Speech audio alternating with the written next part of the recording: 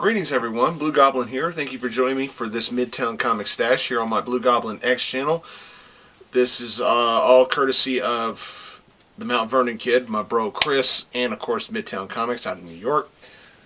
Got quite a pile to talk about here in this particular video.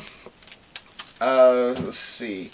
We're going to start with Cosmic Times Comics, and we got like a 3-issue miniseries called Giant Robot Warrior Maintenance Crew. Now, that's pretty crazy title, but then again, I've heard crazier titles to, you know, for a fictional show or fictional media. I mean, does anybody remember Super Robot Monkey Team Hyperforce Go?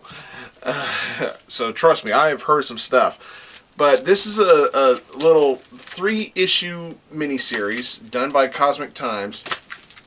I'm going to talk about the whole miniseries overall. This is basically a parody of Voltron. Now, I could see where some people might take this as a parody of Power Rangers, but I look at it as more of a parody on Voltron. And one of the funniest things about this miniseries, you never see the Giant Robot Warrior ever. You never see the Warrior. He's called Herotron.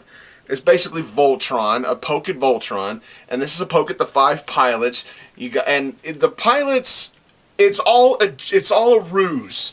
I love it. In this world, in this storyline, the heroes piloting Herotron, it's a joke.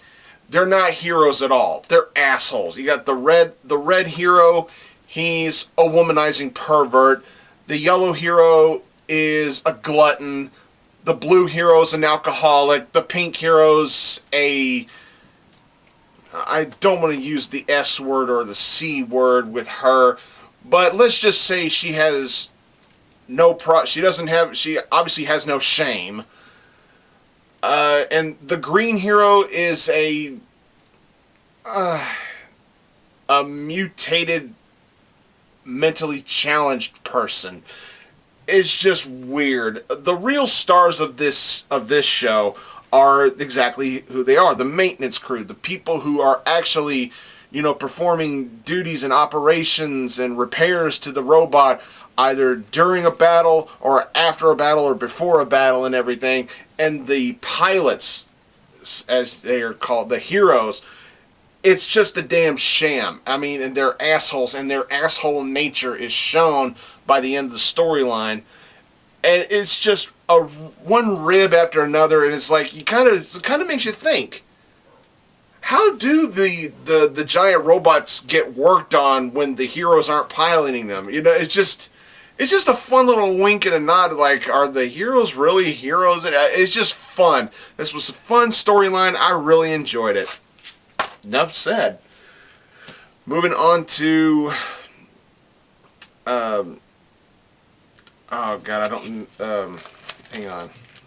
I have to take this one out of the bag to talk about it because hell, I don't know what that is. This is from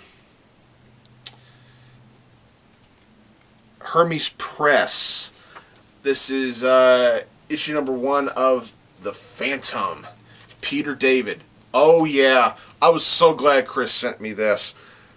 The Phantom, a classic pulp hero resurrected by Peter David. I think I just had a nerdgasm. The Phantom and Peter David. Let that sink in a little bit. Go. This was awesome. Short and sweet, right to the point. This issue kicked ass. A phenomenal start to this series, and I thank you again, Chris, for sending me this. Fucking awesome. I dare not spoil any of it. It's Peter David. What more can you ask for? Brilliant. I loved it. Going on to IDW, we got Edward Scissorhands number 1. He sent a copy to both me and my girlfriend Jennifer. The cover's damn nice, but when I looked at the interior artwork, I just thought of Beetlejuice. I really did. Now, this is the perspective. This is from. We're going quite a bit ahead in time in terms of this particular version, this particular look at Edward Scissorhands. We're looking at, I believe, the granddaughter of you know who in here. This was definitely meant to look whimsically creepy. That's the best way I can put this. It's whimsically creepy. It's got the look and the charm of the Beetlejuice animated series, yet it's still got that dark and creepiness that we've known from Tim Burton's shit, you know, and it works very well. It works really well. I think it probably could have been, I don't know if it would have been better or worse if Burton himself had written this, but I'm glad he didn't. It's time for somebody else to take stabs at this character. It was good. I liked it, and I'm interested in more, especially after what I got in here. Very nicely done. Moving on to Marvel, we got Deathlock #1. Oh, I fucking loved this. I loved this. It just came off like a storyline in which the new Deathlock, this soldier, this killer for hire, he's only aware of that he's a killer when they, like, trigger him, you know, or activate him. And when he's not being Deathlock, he just comes off as some average Joe like you or me, and he's trying to live out his life, raising a teenager and everything like that. This was good. I liked this approach to Deathlock. This was really good. This is an assassin for hire from Marvel done right. We don't need any fourth wall breaking jokes. We don't need any pop culture referencing. We don't need any silliness like they do with Deadpool. This is a mercenary for hire done well, done right, and done very interestingly. I loved this. This was great. Fucking awesome. I want more of that. Moving on to G.I. Joe #2. The book's so nice, he sent it twice. Sorry, Chris. I gotta point this out. You sent this to me twice. If you want me to, I can mail this back to you and see if you can get your money back. But if you don't mind or you don't care, then I have a dupe. This is G.I. Joe #2, part 2 of the Fall of G.I. Joe storyline. Okay, the first issue I was kind of like, well, this isn't like the G.I. Joe I grew up with. But it was still good, and it left me wanting more. And in here, we're starting to see more of the Joes acting more like Joes. And we're starting to see more of Cobra's true nature. This whole Cobra reforming bullshit, that's what it is. It's bullshit. And I get to see something in here that I never thought I'd see. I got to see Cobra Commander in civilian clothes, unmasked. And now, this is the first actual G.I. Joe comic book I've ever had in my collection. I never read any of the other G.I. Joe comic books. I just followed the cartoon. And this is the first time I see Cobra Commander without his mask on. And I just like, he's just some average blonde dude. I was kind of expecting something a little more, you know, but okay, let's roll with it. There's a deserter from Cobra, and you know where this is going. He's gonna get discovered and everything. But this is really good. This was really well executed. I love the cover. I like the storytelling. I like where it's going. The pacing is a little slow, but I still do like it. I'm still on board with this. That is, if Chris wants to keep sending it to me, I'm still going to see if I can enjoy this as the storyline progresses further along. I actually liked it. Thought it was good. Yeah. And we're going to end this video with a look at the 4-part Teenage Mutant Ninja Turtles in Time storyline. And no, this is not a comic book miniseries based on the video game Turtles in Time. This is called Turtles in Time, quite literal. This was really good. This was really good. The first issue deals with the Turtles in prehistoric times. The second issue, which was my favorite issue out of the 4, deals with the Turtles in ancient Japan. I'll talk about that more in a minute. The third issue deals with the Turtles in the days of Buccaneers and pirates and shit. And the fourth issue deals with the Turtles in an alternate future where everything's fucked up. This whole storyline is basically the Turtles time jumping and trying to find a way back to their appropriate time.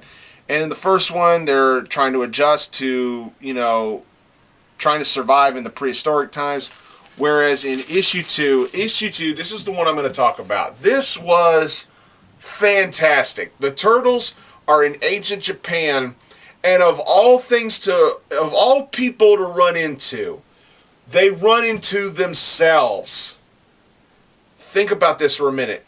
IDW's Ninja Turtles, the Turtles and Master Splinter are reincarnations of the original Hamato Yoshi and his 4 children. This particular issue was amazing. To see the Turtles interacting with their original selves and with the original Hamato Yoshi without revealing who they are. They're in disguise in here. And to see them interacting with their mother, especially Michelangelo. This was amazing. However, there's that lingering thought. Did the Turtles set something up with Oroku Saki? Because we all know what Saki does in this time period. I'm just praying that they're not actually suggesting that the Turtles may have accidentally set this up. That means that they're probably suggesting that this was always meant to happen this way, that at some point Hamato Yoshi and his children had an interaction with 4 strangers, and there was a confrontation between one of the strangers and Oroku Saki, which led to what unfortunately happens. Oh my God, this had all kinds of twists and turns in here. This particular issue was fucking amazing. Kudos to everybody who worked on this. The 3rd issue was the Turtles being pirates and Michelangelo was captain. This was a fun issue. Not much else to say about it. It was just fun done. But the 4th issue deals with the Turtles in an alternate future where, humans and mutants are basically, coexisting, and you got the Shredder ruling and everything. They kind of borrowed some of this plot from the 2003 cartoon series. It's primarily the episode titled Same as It Never Was, where Donatello is sent 40 years in the future and meets older versions of his brothers, yet there's no older version of Donatello in there, and the Shredder rules the city. And here it's the other way around. In this alternate future, Donatello's the only turtle left. Leo, Mikey, and Raph died in this future, and Donatello basically had given up. And he's got all 4 of the Turtles' masks nailed on the wall as kind of like a memoriam, because that's pretty much all that's left of the other 3 brothers. But by the end of the issue, everything's resolved, and future Donatello is considering getting back in the game, while present-day Donatello in this particular issue had actually thoughts of quitting. But this was a very well done series. I think IDW did a good job with this, and I really enjoyed it. So that's all for this particular video, folks. There's going to be more to come. Please subscribe to blugoblinX. Don't forget my main channel, Blugoblin01. Thanks again to the TheMtVernonKid and Midtown Comics for sending the books. Thanks again for watching, and I'll see y'all later.